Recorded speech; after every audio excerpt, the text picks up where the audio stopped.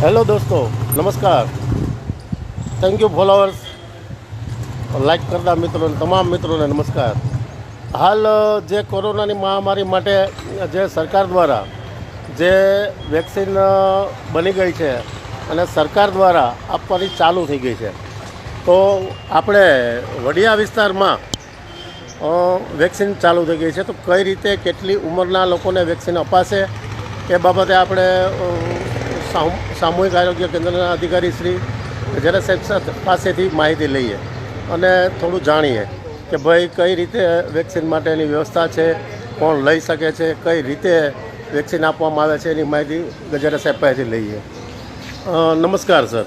નમસ્કાર. હવે આ વેક્સિન જે આપવાની ચાલુ થઈ છે તે બાબતે થોડી માહિતગાર કરશો.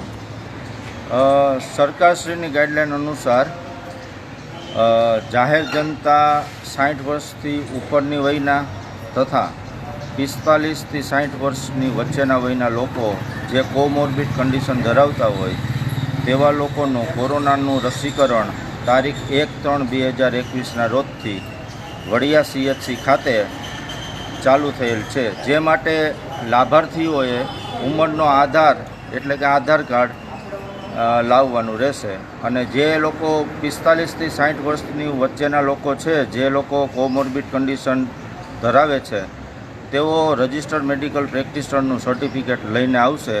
એટલે તેઓ લોકોને કોરોનાની વેક્સિનેશન આપશું.